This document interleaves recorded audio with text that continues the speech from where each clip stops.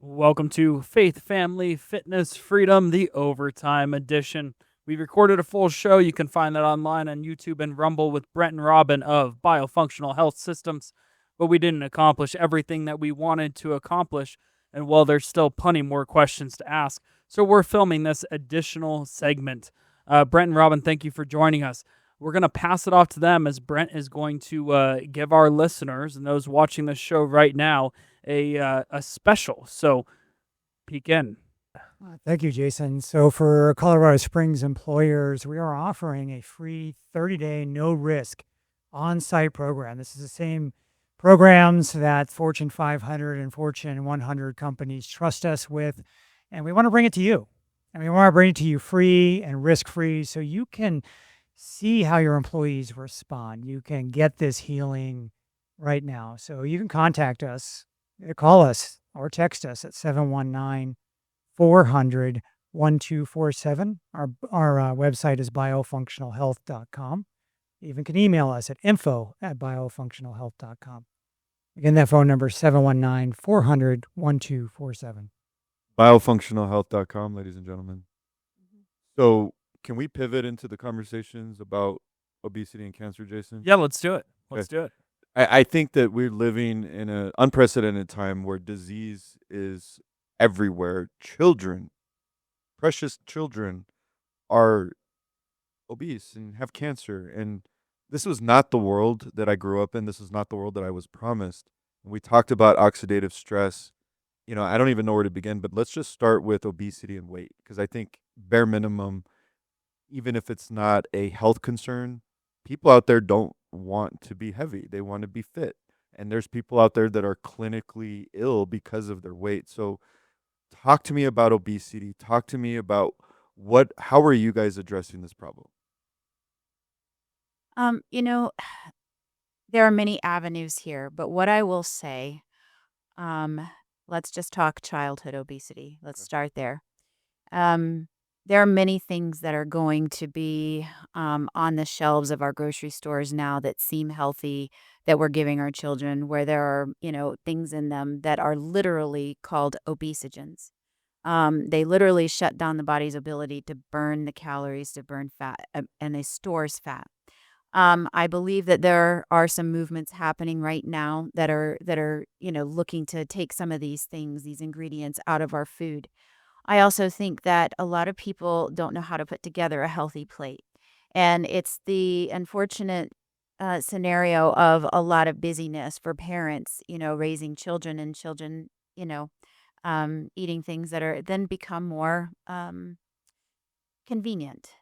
So yes, in the realm of our food supply and our food choices, but then there are other things, unfortunately, that just in a toxic environment that we live in, those toxins get into our body. Those toxins clog up our cells, and our cells cannot properly do the things they need to do. It causes that oxidative stress, which when the body's stressed, it will store fat because it won't utilize all of those nutrients. Um, and then also, unfortunately, a lot of children now are having more of a sedentary lifestyle. Yeah. I mean, there's a lot around TV and video gaming and a lot of technology things, which technology is amazing. We love the advances, but what that lends itself to is a lot more sedentary lifestyle. And we know that, yes, in schools, children are sitting in desks for many hours a day, and they might get breaks and recesses, but when they get home, a lot of the things that they're interested in are things that are more sedentary. So how do we approach that with a family? First of all, we can look at DNA even as young children. How are their bodies wired? What is it that's going to help them to live their best life? We can look at things that might be causing sensitivities in their body, like food sensitivities. We can look at this roadmap and give a roadmap for, okay, well, this is how you're designed, and if this is how you're designed, we'll give you a lifestyle based on that to help you with all of these things, whether it's losing weight or becoming a better athlete as a child, even. And so, when we look at this, we want to make sure that we are taking the child's biochemistry and their body and what their exposures are into consideration. It's a little bit of a complex way we do it, but absolutely giving them the tools and the ideas. So, where does activity come into play? Are you guys prescribing cardiovascular advice in the mix of diet as well? I mean, are you Aaron, the way we differentiate ourselves is through personalization. We right? can tell whether or not I personally am bulletproof genetically to cardiovascular exercise. I require strength training in order to be able to have a healthy body composition and able to have a lower risk of diabetes, even. And everybody's different. And so when you say prescribe, there really is no one size fits all. And now the affordability of genetic testing, there's no reason not to get this blueprint on your children and understand what's going to set them up for success for a long, healthy, high quality life. I'm sorry, but you guys are successful, but set up for massive success. I mean, what you just said. Sorry, I'm looking at this also as a business person. I know I'm supposed to be having a health conversation, but I keep getting distracted. And because you guys have such an incredible model, because what you just said is super powerful, and I think it's worth repeating. Do you have a blueprint for your child?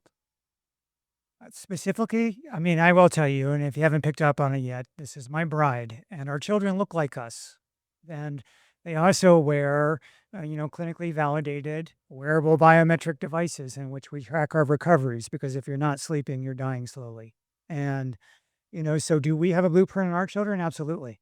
And we were actually featured in Sports Illustrated magazine on our programs for whole families because the reality is we're focusing on the children, but we lead by example. And weren't we intended to Yeah, lead by example? absolutely. So we live as a family a healthy lifestyle. However, there are nuances in our DNA. So we had to then use some human intelligence to triangulate how we're going to effectively live a healthy lifestyle that balances those nuances on how each of us is wired differently. Yeah. We capture the data, and yes, we have a blueprint for our children that complements the blueprint for ourselves, and we all live healthy lifestyles. Cancer is plaguing the globe. Why are we seeing such huge increases in cancer rates, and how do we stop the cancer? Very difficult to point to one factor. However, let's just talk about what cancer is. Cancer is a genetic mutation. An oncogene is turned on in an otherwise intended to be healthy cell. And that usually happens from external influences on some sort of toxicity. For one, that might be a mold exposure that they didn't know about. For another, that might be what they're eating as a toxin. They're eating toxins. It could be heavy metal exposures. So there was some sort of, it could be a trauma. So it's hard to generalize why it's happening now. It could be that it's being diagnosed more often because our diagnostic tools and our access to those has become more universal. So it's difficult to say. However, the good news is the same solution to this healthy lifestyle is the same solution to preventing those diseases and even resolving them when you do. Aaron, you give a lot of good analogies. I want to give you one on cancer. So if you were just look at it simply like a rat infestation on that floor of your house that has your kitchen, for us, that's the first floor since we have a rancher. You have a rat infestation right now? No, I'm just but joking. cancer. Fortunate. But if we did, let's just Okay. treat it like this, right? First off, you are going to call the exterminator. That is something you spend money on. And they're going to come in, they're going to poison it. In this scenario, that's your chemo, your radiation. That's our therapies that we do in the allopathic model, which you call Western medicine. That's what we do right now. We do poison it. However, that doesn't work. There's still some babies that are thriving and surviving, and they're still multiplying. So it wasn't enough. So you're going to take a common sense approach. You're going to take the food away. You're going to starve the cancer. And in Western Europe, this is how they approach it. You can take the DNA of the cancer and understand what it metabolizes. So if it doesn't have food, it starves, it dies. And your healthy cells are designed to kill it. Now, we personally are not cat people, but cats were designed to take down just for fun. They don't even eat them, rodents. Now that's your immune system. So I'm going to borrow the neighbor's cats. So in this scenario in health, I am going to boost the immune system. So that's that healthy lifestyle we're talking about. You take that three-prong approach to an active cancer, and you take a stage 4 down to remission in less than half the time that they gave you in your initial treatment protocol that you're getting now. So I'm not saying do one or the other. And that's kind of where we've gotten sideways in healthcare, where there became an us and them. This is integrative medicine. Absolutely call the exterminator, do the poisoning, but absolutely starve the cancer too. And definitely boost your immune system at the same time. You will see we'll see our survival rates skyrocket like they have in other nations. So it's a multiple choice question, not a binary one. Yeah, it's not an either or. It's Not either or. do everything you possibly can because it literally is life or death. Yeah, it's integrative. It, Absolutely. it's fascinating. Yeah, I think what's been happening, if I were to pull back from a macro 30,000-foot look, is we've been offered the red pill and the blue pill, and you're coming alongside it. Hey, I'm Brent. I got a black pill. It's like, how come no one ever told me about the black pill? I've only been given the red and the blue. Like, there was a black pill this whole time, and I think that's where we are as a society and as a culture. Is we're discovering this third pathway. We're it's almost a paradigm reset where we're saying, rather than being reactive collectively, let's all be proactive collectively. I love it. What an incredible time to be alive. To have the Means siblings on Tucker and RFK at the Human Health Services, to have Brent and Robin here on Spiritual Insurgency. No, I'm hopeful. I'm optimistic. I think God gave us a temple, and he was very clear and instructive on where to care for it, and where to um, yeah, we're supposed to dwell in this body and serve God. And I don't think there's any good testimony in a sick and tired Christian. I just don't see it. I think the great testimonies are those that are living fully alive. So one other thing that comes to mind that I would be remiss if I didn't address this, is pharmaceuticals, and I wanted to talk about the opiate epidemic. I wanted to talk about drugs. Drugs is so much a part of the culture, and where does drugs fit into all this? What is your viewpoint of pharmaceuticals? Do you see it as helpful, as a part of the mix? I just kind of want to have just what is your overall perspective of how do pharmaceuticals play into healing and lifestyle? I guess I'll start with this one, Aaron, in the fact that pharmaceuticals have their place, okay? But I think that we've become a society where I like to call it the microwave instant gratification society. Yes. And too many people want to rely on a pill instead of doing some work. Can there be things like atherosclerosis and cardiovascular disease totally reversed by changing the diet? Yes, we've seen studies on that now. Brent and I are currently enrolled in Harvard Medical School, doing lifestyle medicine there, and some of our professors are talking about arteries that were completely blocked being completely opened by just changing the diet, to a more, whole food based diet, good, fruits and vegetables and all the fiber you need and that sort of thing. So, but that takes some time. And I think in our society, too many people rely on the easy way out. It's an easy access. But then there's the part where people don't know any different. A doctor says this is what you need. They take it because if I don't take it, this could be detrimental. So, I mean, there's a paradigm out there that we need to shift. Is there a time and a place for pharmaceutical medications for life-saving type things? Yes. I mean, there are great advances in this, but are there ways to get around that and to do things naturally in the body? Absolutely. And those things have good side benefits, the good things that you're doing for your body, where a lot of times with pharmaceuticals, they have a lot of side effects, and now you're dealing with multiple things. So, to answer your question, I think it's you have to look at what outweighs the other. Um, and some people need it, but some people don't. Yeah, no, I think what you're saying is balance.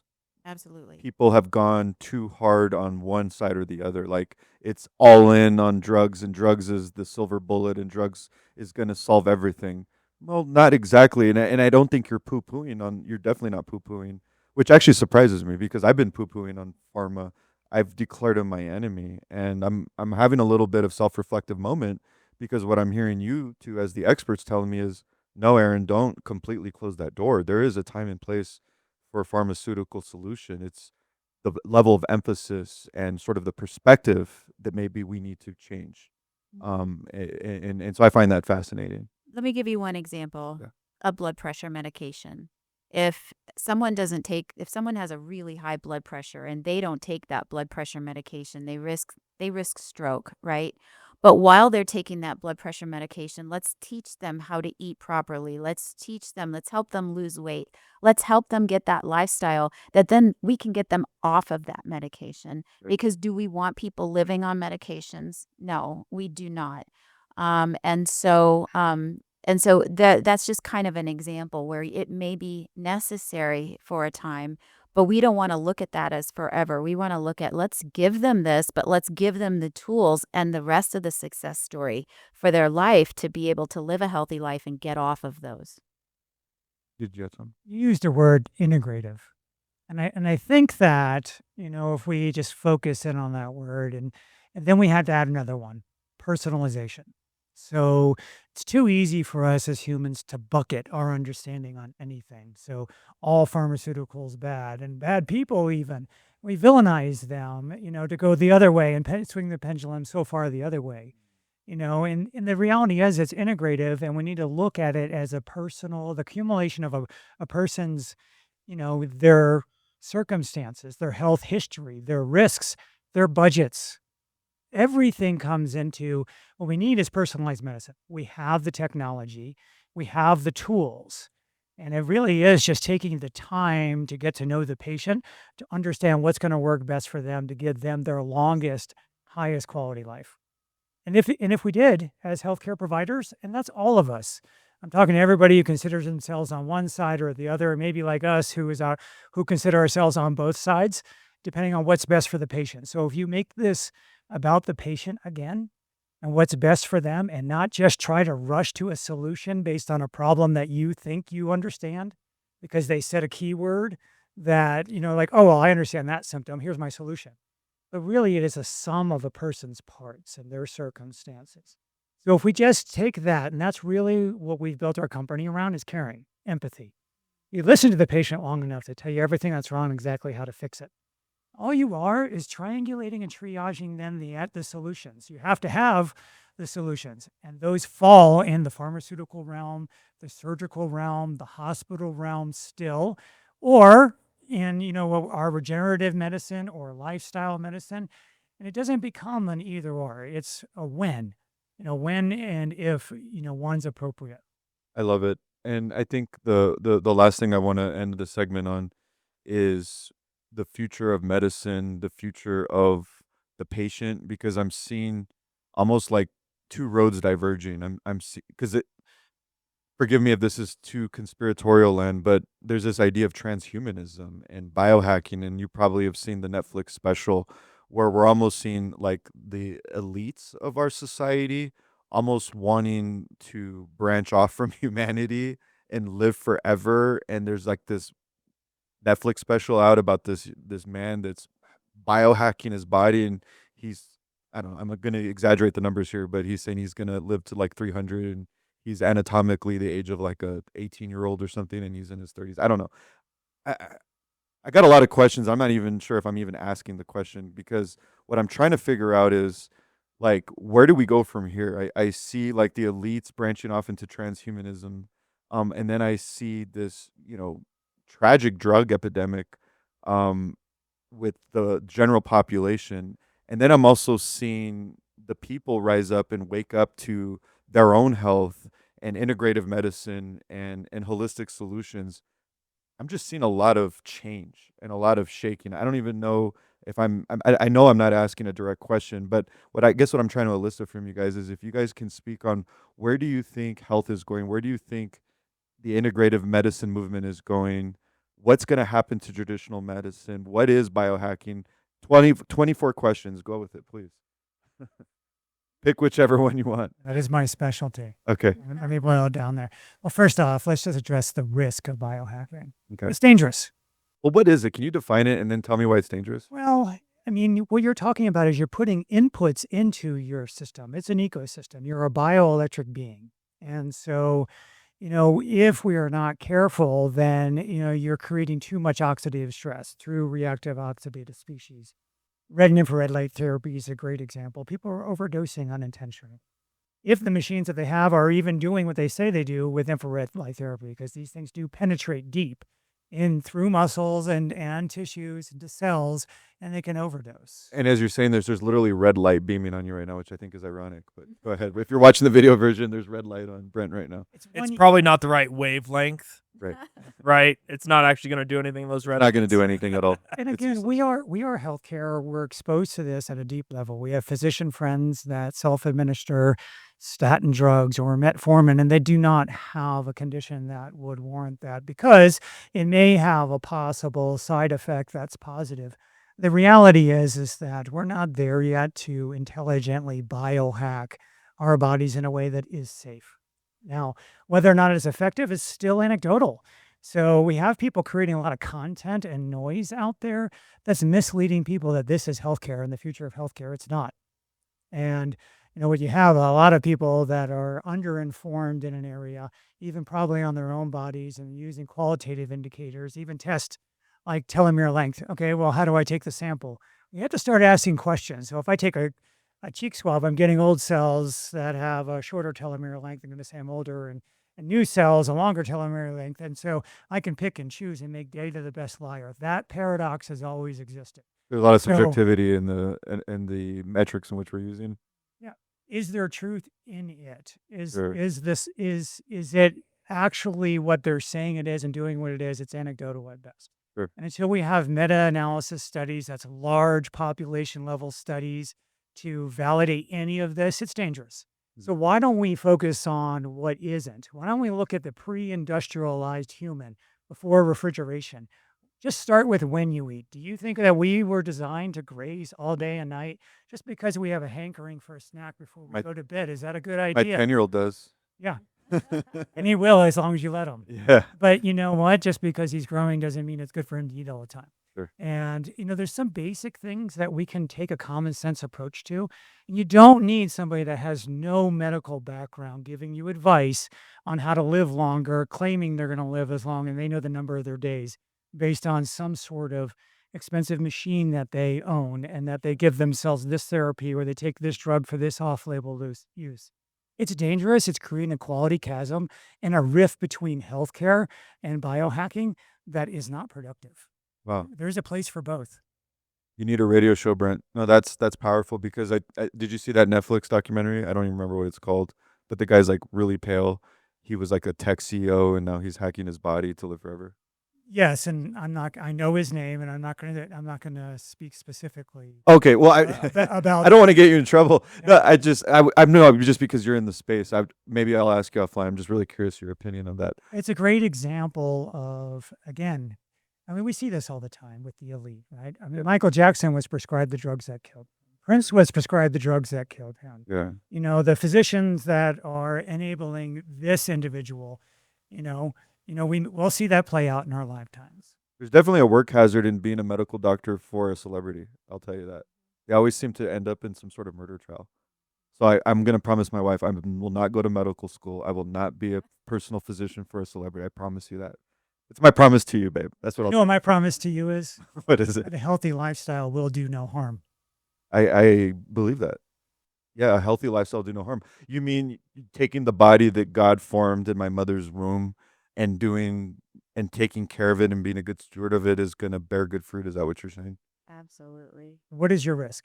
You're going to have more energy. You won't have brain fog. You'll live a longer life. You may not get cancer or neurodegenerative diseases. Sir, I think the WHO and the CDC would have a problem with this misinformation. Right?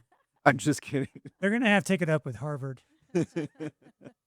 Would love to get you a separate show and ask you all kinds of questions that will probably get you in trouble. But no, I wanted to ask you about like COVID and stuff, but maybe a different day, right? Well, no, the another question I wanted to ask you was with respect to exercise. So, we were talking about integrative medicine and creating personal plans based on your unique DNA makeup. So I'm probably asking the questions in the wrong context or framework. But what I really want to ask you, and you're probably going to end up correcting my framework on this, is, what are you, and again, here I go, prescribing for cardiovascular exercise and fitness? Like, what are some of the patterns? What are you suggesting people do in terms of exercise generally? Or is there no general? Everybody's different. I'm just trying to get a idea of what are people actually doing after they go to your clinic? What are they doing in terms of exercise afterwards? It's a great question. And I'm glad because I thought it was valid. we know Jason was trolling PubMed on molecular hydrogen earlier. And so you have to know what is going to be a good study and what is not on this. So yes, activity in general is a positive thing, a minimum of 150 minutes a week. And the closer you get to 300 minutes a week of moderate to intense exercise. That means in general, while you're doing it, you should not be able to sing. So if you can talk, that's okay, but you should not be able to sing. My kids would be happy to hear that. And and so in general, that's going to help everybody. Now we can get more focus based on your DNA on what activity, what volume of activity is going to have a specific outcome. And that's outcomes based. Now we're just talking generally a minimum 150 minutes a week of moderate activity. If you are diabetic, and this is all, again, based on, the reason I pointed to PubMed, this is all based on meta-analysis studies. If you are diabetic, that number should be double, and you should not sit for more than an hour at a time. Wow. And so part of this is not just deliberately getting an exercise, it's how long you're sedentary. And so if you're diabetic, an hour at a time, so why not apply that to yourself and your children? You should get up, move around, do a posture break. It's good for your body. So again, let's make this very simple for your listeners, a minimum of 150 minutes of moderate. That's different for somebody. I have people in my neighborhood, they're walking at a slow pace. That's pretty intense for them. Should everybody be lifting weights? No. Yes. Some people yes, some people no. No, yes. I don't. So here's the thing: is it safe? Absolutely. Strength training is essential. We need to keep our bone density and our muscle mass to grow old, healthy. Let's take this back to how do you define quality of health? Can you do it to me in two concepts? Be a gym bro. That's my definition of health. Okay, that's great. That's one half of the equation. Mobility. How well do you move? Can you move well without being in pain? And the second is brain function. Are you going to remember your grandkids' names? Are you stumbling over your words? Do you have brain fog? You take those two basic things and you look at, well, how can I support those and have a quality of life by moving better as I get older and thinking better as I get older? I'm 50 years old. My brain is better than it was in my 20s when I was in college. I went to the Air Force Academy, so that was a pretty demanding environment on my brain. You're jumping out of planes, Brent. Yeah. Not well, because I fractured my spine. I was jumping out of windows, but that's a different story. I think when we go back to the idea of like longevity, we've seen that over time our lifespan has increased, but at what cost? And I think we have to start asking the question, even if we live longer, is that the life that we want to live? Because I could live till I'm 100, but if I can't function and be a part of society and be a part of my family, and I'm just sitting there in a bed wasting away, but I'm still alive, what good is that, right? And so I think that we cared so much about increasing the lifespan of the population, but we failed to take into account what that lifespan was going to look like. And I think that's where we've kind of started to shift in this conversation and this mentality across country is, okay, now we have generations that are going like, I don't want to live till I'm 70. I've seen what 70-year-olds look like. Well, they don't need to look like that. My dad is in his 80s.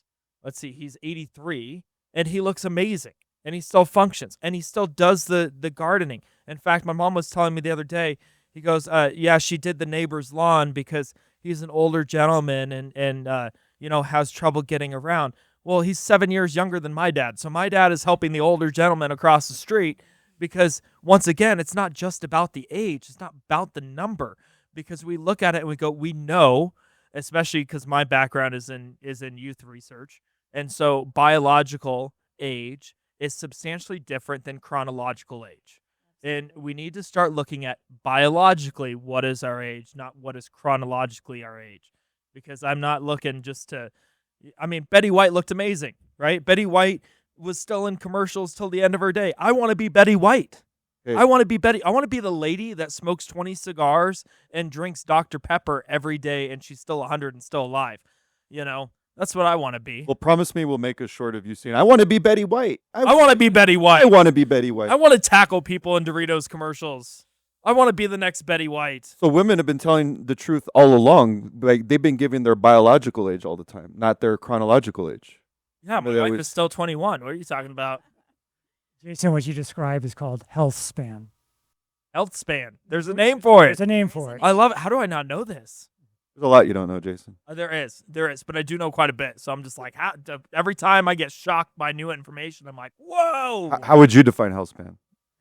Exactly how Jason described it. Okay. It is having, again, being able to move and help the guy across the street that's 7 years younger. Right. And it's, again, having that brain capacity to remember his name. So, what we're watching is our parents now. Mine, personally, it's personal for me. My father has Lewy body dementia. It's associated with Parkinson's disease. So he's 76 years old, no mobility. He has dementia, he has delusions, and this is more common than not now for our aging population. So it really is that. Healthspan is, I want to age, being able to know my loved ones' names and be able to help the neighbor out, just like Jason. Why? Have you seen the research that's coming out that's linking Alzheimer's to iron deposits in the brain? Like, we have, when you talk about everything that the government has done in our food sources has done nothing but continue to decrease our health span, right? Fluoride in the water, iron in enriched wheat products. All of that has created this catastrophe in our bodies because that's not, God gave us what we needed in its natural form. We don't need to enhance it and revitalize it and genetically modify it. And that's what we've continually done throughout this country. Jason, I agree with you, but we don't need a villain. We need a hero. And I think we each are empowered to be those heroes with the right information. So be the heroes of our own families. So knowing that, take enriched flour out of your diet. They'll stop making it if nobody's buying it. Amen. Yeah, you vote with your dollar. Why are we getting dementia at higher rates than previous generations?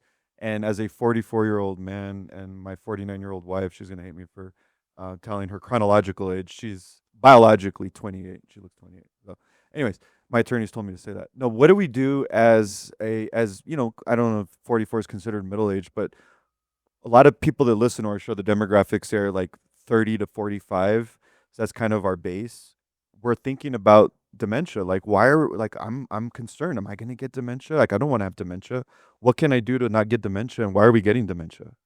One thing that that's a really good thing to do is making sure that you're getting healthy fats in the diet. Yeah, absolutely. Our brain is mostly made of fat. Okay. We need fat for our brains to actually function, for all those neurons, for those synapses, those things to work properly. I think that's one thing, going this low fat, super low fat. Sometimes it's not a good thing. People are not getting the right kinds. Now, do we get tons of, saturated and overabundance of fats? No, but making sure that you're eating proper fats. Healthy good things, fats. Healthy fats. And is You've that got the same things thing like as, sorry to interrupt you. Is that the same thing as cholesterol? cholesterol is a type of fat, right? It Is it a is. So type of good fat? cholesterol is what we have in our bodies. Our cholesterol is made up of different types, of the different ones, right? Okay. But here's the deal. When you get good healthy fats, I'm talking about things like your omega-3 fatty acids. There's things like omega-6s out there. You've got things that have good fats like your avocados. You have things out there that are like, some people take medium chain fatty acids like MCT oils, things like that to help fuel the brain. Do we need that if we're eating, really good, healthy diets that have things like nuts that are natural in fats, that sort of thing? Getting a good variety of that stuff in our diet is going to be huge for helping our brains to function properly. But then also, because we live in a toxic environment, because everything we don't live in a perfect world. The things that we're eating are not perfect. There's something biblical that we haven't talked about, and that was fasting. In fasting in the Bible, a lot of times we see it there, fasting. Jesus fasted, the fasting that we see in the Bible. People fast for what they consider spiritual reasons, just to be able to fast and pray, right? Sure. That's great. Absolutely. Love that. But there's also a very physiological good aspect to fasting, in that when we do fast, it gives our bodies time to clean up all the junk that's happened in there, right? So after you've not eaten at the hour, 12 hours, something called autophagy starts in the body. Autophagy is where your good cells will go in and start cleaning up all the bad cells. They start cleaning up all of this stuff. With fasting, that's something that helps the brain as well, because our good cells can go in and start cleaning up this stuff in the brain. People that fast for about 2 to 3 days will notice a tremendous mental clarity comes back. So, including things like that into your lifestyle, that's great for prevention, for things like being worried about Alzheimer's and that sort of thing, and dementia. Wow. So I think it's really just I think it's really just looking at what we're doing, what we're eating, getting good healthy fats in the diet, not getting an abundance of sugars that cause, inflammation, and that causes inflammation in the brain as well, right? And And so that's what I was hearing. Inflammation in the brain has been pointed to a significant cause of dementia, and that you're absolutely. affirming that. Yes, Okay. absolutely. So it's eating the right things, but then also fueling the brain with the right nutrients. So it's taking the things out that cause the inflammation, that cause the issues, but then feeding and fueling the brain with what it needs. I think the concept's simple.